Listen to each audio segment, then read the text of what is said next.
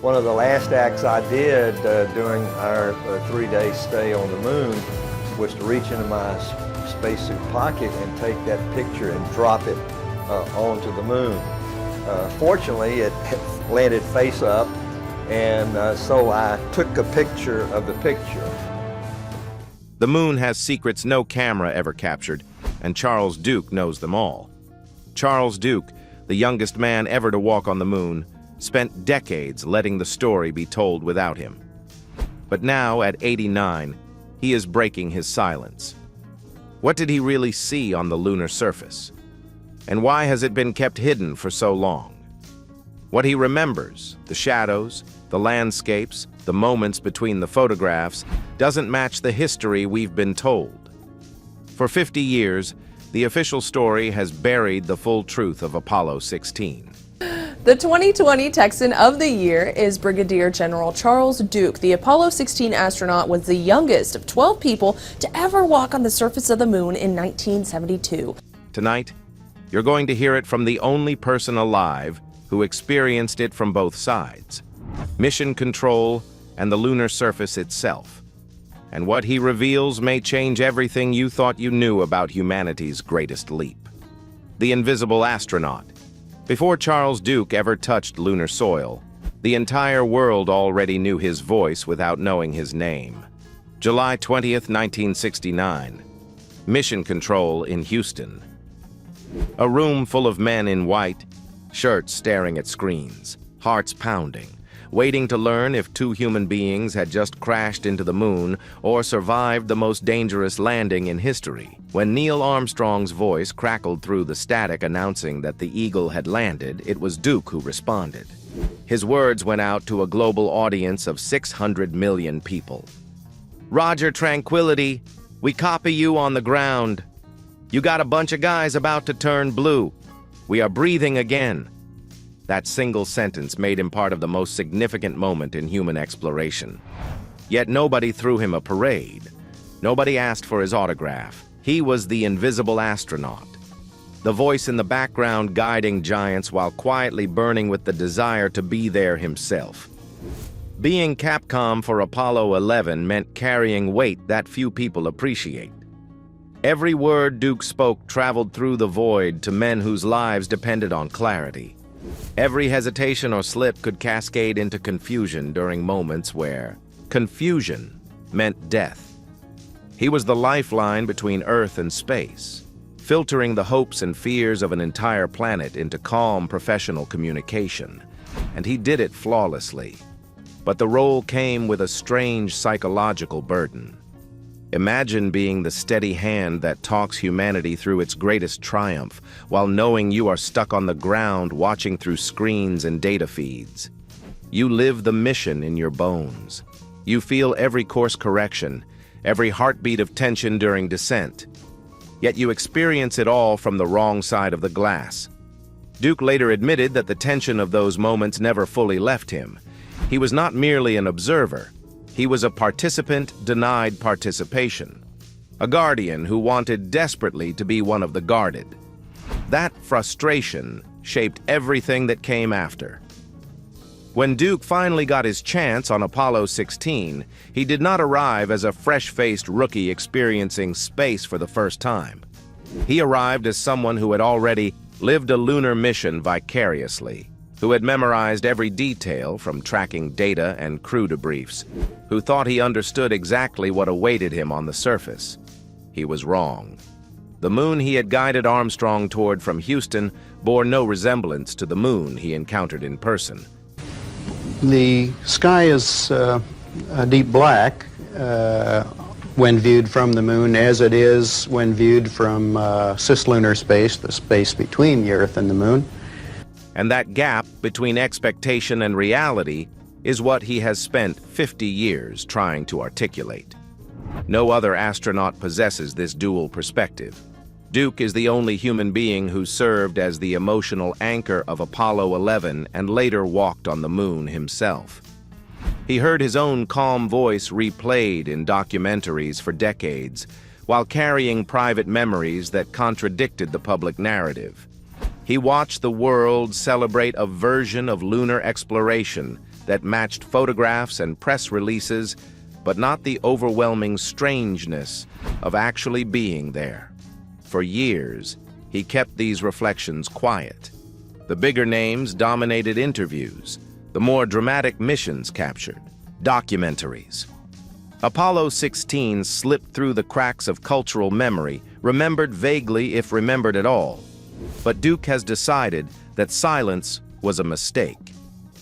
At 89, with time running short, he wants the world to understand what being on the moon actually meant. Not the myth, the reality. The alien moon. When Charles Duke finally stepped out of the lunar module Orion onto the surface of the Descartes Highlands, he expected to see exactly what he had trained for. Gray dust, jagged rocks, endless desolation stretching to a curved horizon. What hit him first was none of those things. It was the sky, or rather the complete absence of anything resembling a sky. On Earth, even the darkest night carries traces of atmosphere. Distant stars provide points of reference. The faintest glow suggests depth and dimension. Standing on the moon, Duke looked up and saw nothing. Not darkness in the way humans typically experience darkness, but an absolute void. A black so total and complete that his mind struggled to process it. He later described it as falling into nothingness while standing perfectly still. The contrast overwhelmed his senses. Below his boots, the lunar surface blazed with reflected sunlight. Every grain of dust seemed to glow. Every boulder stood crisp and sharp as if etched by a master engraver. Above his helmet, the universe had been erased. No gradients, no soft transitions, no atmospheric haze to gentle the divide. Just blinding white against infinite black with nothing in between. Duke has said repeatedly that no photograph from Apollo ever captured this. The cameras could not balance the exposure range. They flattened what was viscerally three-dimensional into images that looked like studio sets. People who view Apollo photographs assume they are seeing what the astronauts saw. They are seeing a compression of reality so severe that it borders on fiction. And here is the revelation that still surprises people decades later. Duke could not see Earth. The most iconic image associated with lunar exploration, the fragile blue marble hanging above a barren alien horizon, did not exist for Apollo 16. The geometry of their landing site placed Earth directly overhead, positioned outside the field of view their helmets allowed. When Duke tried to look up, all he saw was the opaque interior of his visor. The suit that kept him alive also imprisoned his perspective. Think about that for a moment. Humanity assumes every moonwalker spent hours gazing at Earthrise, overwhelmed by the beauty of home suspended in the void. The image is printed on posters, referenced in films, embedded in our collective imagination as the emotional climax of lunar exploration. An ABC News investigation into the mission back to the moon. NASA's Artemis II is set to send astronauts around the moon for the first time in more than 50 years. For Charles Duke, that scene never existed. He could not crane his neck far enough backward to see his own planet. The stiff suit made it physically impossible. The most poetic moment in Apollo mythology was denied to him entirely. This is why Duke has become more vocal in recent years. He wants people to understand that the moon they imagine bears little resemblance to the moon astronauts actually experienced. The photographs lied by omission. The documentaries smoothed away the disorientation. The cultural memory sanitized an alien environment into something approachable when in truth it was anything but. Duke describes the helmet itself as a fishbowl that narrowed his world to a tunnel. Peripheral vision vanished. Looking left or right required rotating his entire torso inside a suit that resisted every movement. Exploring the lunar surface was not the free panoramic sweep depicted in retrospectives. It was clumsy and exhausting and disorienting. He fought against hardware designed to keep him alive, not to let him experience wonder comfortably. Yet even within those brutal constraints, the emotional weight crushed him. The stark divide between light and void, was not merely visual, it felt spiritual. Duke stood in an environment that did not acknowledge his existence, that offered no comfort, no familiar reference points, no gentle middle ground between extremes. For the first time in his life, he understood viscerally what alien truly meant. The moon was not another desert, not another mountain peak. It was a place that did not care whether he lived or died, and that indifference radiated from every shadow. Duke's Forgotten Moon. While the world endlessly replays Apollo 11 footage and dramatizes Apollo 13's miraculous survival, Charles Duke carries memories of achievements that transformed science forever, yet barely flicker in public consciousness. Apollo 16 shattered records. It deployed instruments that reshaped our understanding of the cosmos. It returned samples that laboratories still analyze half a century later, and almost nobody remembers any of it. This erasure haunts Duke more than the deniers ever could. Because if people forget what his mission accomplished, they have missed the entire reason humanity risked lives to reach the moon in the first place. Consider what Duke and Commander John Young actually achieved during their 71 hours on the lunar surface. They planted the first telescope ever operated from another world, not orbiting above the atmosphere, not perched on an earthly mountaintop, physically placed on lunar soil and pointed at the universe. A far ultraviolet camera designed to capture wavelengths of light that our atmosphere blocks completely before they reach ground-based observatories. For the first time in history, humanity observed the cosmos from a platform with no air, no distortion, no interference of any kind. The data that telescope gathered opened windows into stellar phenomena that scientists had only theorized about. Duke has called it a milestone that most textbooks barely mention. He is absolutely right. Ask 100 space enthusiasts about Apollo's scientific instruments and watch their expressions go blank. The crew did not spend 3 days posing for photographs and planting flags.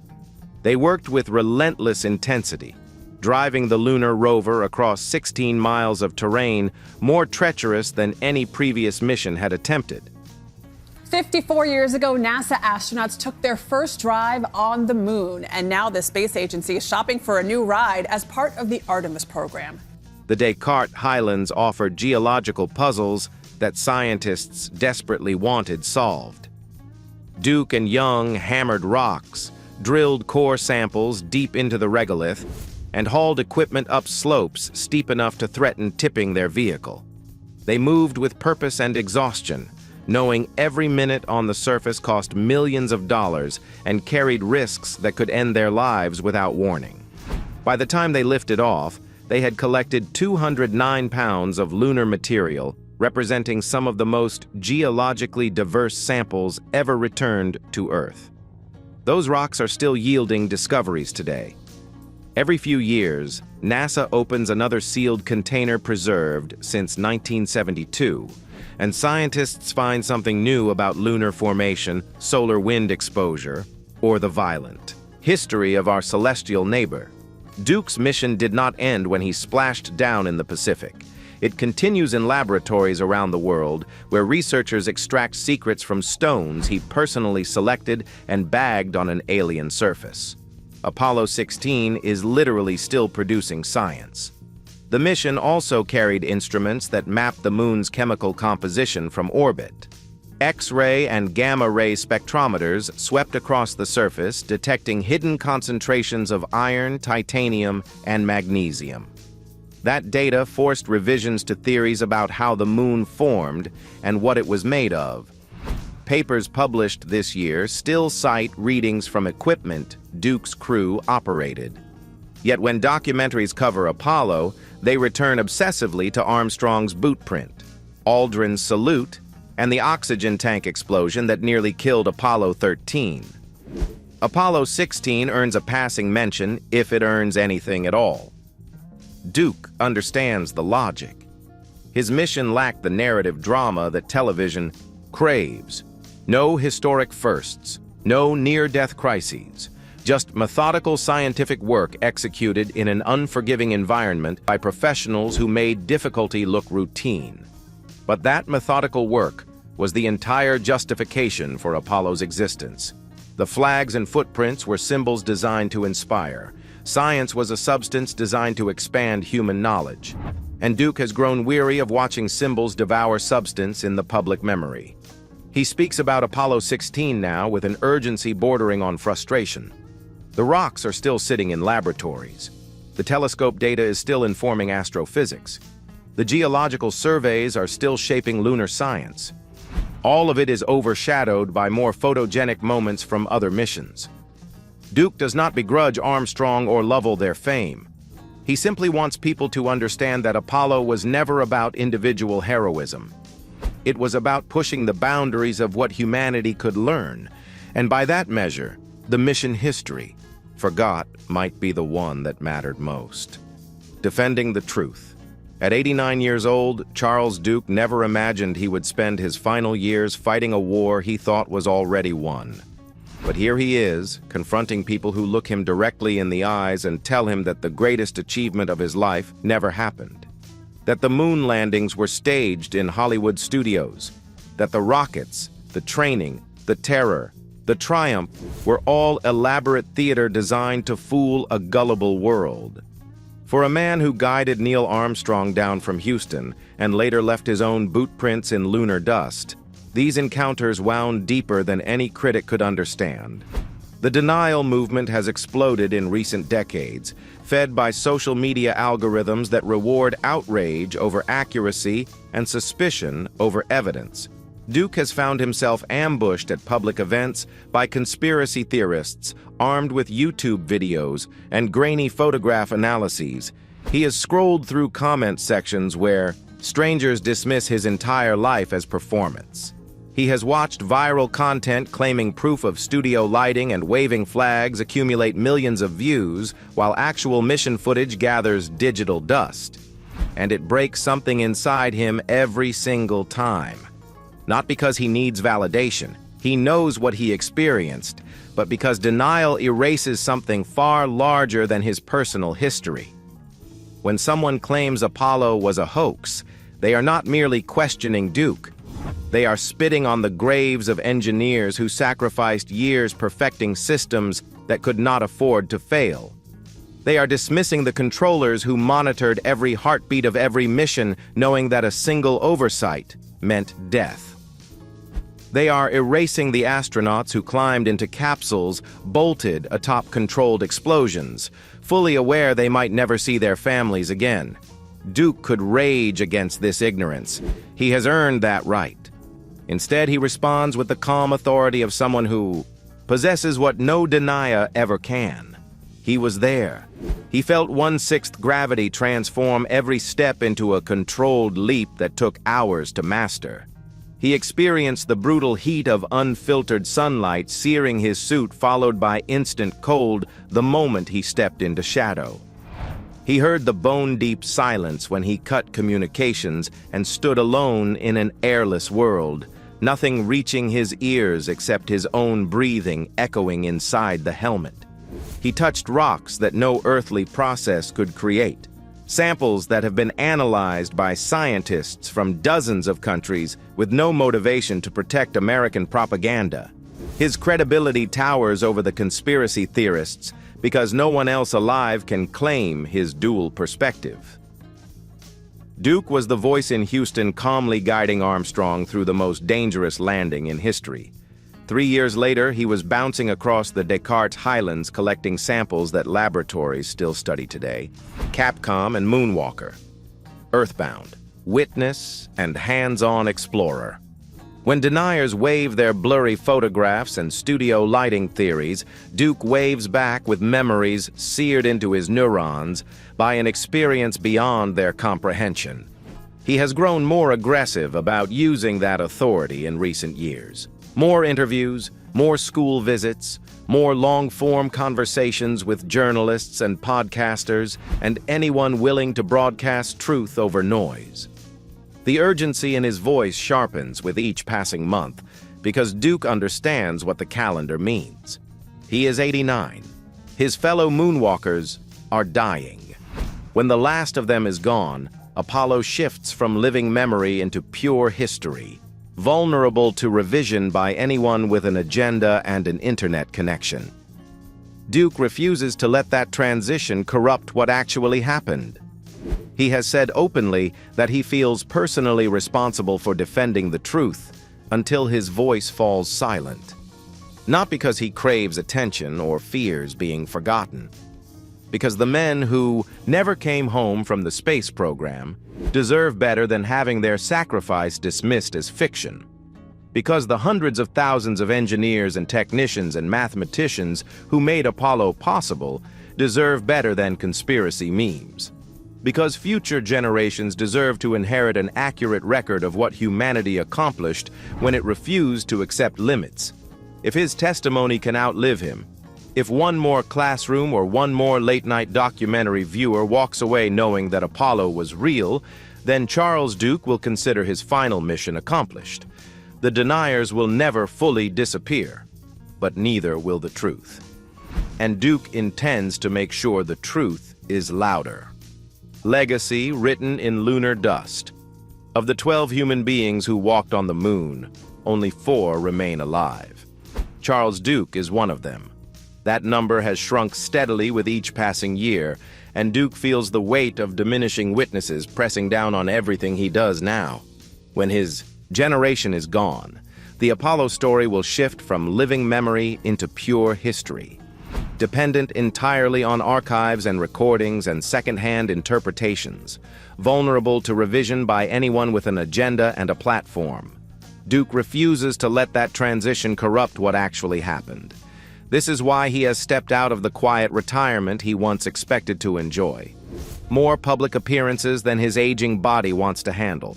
More interviews with journalists and podcasters who want to capture his testimony while the chance remains. More visits to museums and universities where young people have never shaken hands with someone who touched another world. Duke pushes through the exhaustion because he understands what the calendar means.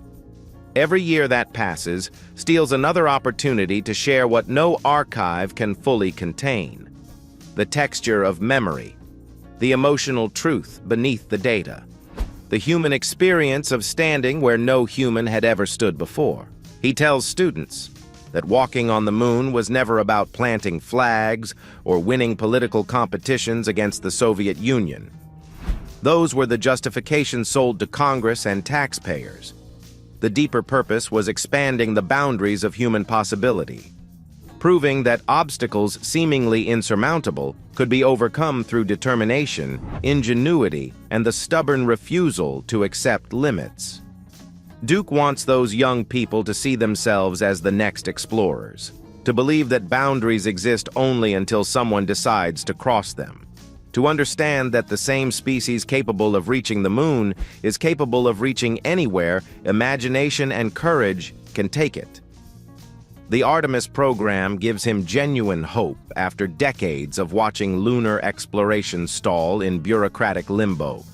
Duke speaks about Artemis with an enthusiasm that surprises people who expect an elderly man to dwell entirely in the past.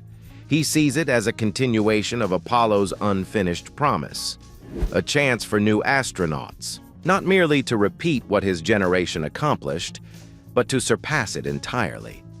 To stay on the moon, rather than briefly visit. To build infrastructure that transforms a destination into a stepping stone. In Duke's view, the moon was never meant to be the final achievement. It was always intended as a proving ground for something greater. He talks about Mars with the same fire that once drove him through years of brutal training. The red planet represents the next horizon, the next impossible goal that humanity must chase to remain fully alive as a species. Apollo proved humans could survive and function in deep space. Artemis should prove they can establish permanent presence beyond Earth. And Mars should prove they can become a truly spacefaring civilization rather than a planetary population that occasionally sends robots to neighboring worlds. Duke wants to see that progression continue before his time runs out. He wants to know the dream did not die with his generation. But in quieter moments, Duke admits something more personal. At nearly 90 years old, he thinks about mortality with a clarity that younger people cannot fully grasp. He wants his grandchildren and their generation to inherit an accurate understanding of what Apollo meant. Not the conspiracy theories that multiply online, not the cynical dismissals from people who cannot imagine such achievement. The genuine truth that ordinary human beings accomplished something extraordinary because they refused to surrender to impossibility. He hopes that when Artemis finally launches, when new boot prints mark lunar soil for the first time in over 50 years, those watching will feel the invisible thread connecting back through decades to his own footprints still preserved in the Descartes dust. Those boot prints will outlast everything else Charles Duke leaves behind. The moon has no wind, no rain, no erosion. His tracks remain exactly as he left them in 1972, waiting in perfect silence for someone to return. That permanence comforts him. Long after his voice falls silent, long after the last interview fades from memory, physical evidence of his presence will endure on another world. A testament written in lunar dust that no conspiracy can erase, no algorithm can bury, no passage of time can diminish. Charles Duke walked on the moon. The proof will wait there forever. And now, the voice that guided history is fading. Charles Duke's memories, the shadows, the silence, the impossible landscapes, will soon exist only in recordings, leaving behind footprints in dust no one can erase. What he witnessed on the moon was not a frozen postcard, not a sanitized triumph, but a world that defies comprehension. If humanity has already set foot on a place so alien, so unforgiving, what else remains hidden in the void beyond our Earth? And when we return, will we finally see it the way Duke saw it, or only through the myths we've been told? The story of the moon is far from finished, and the truth is waiting.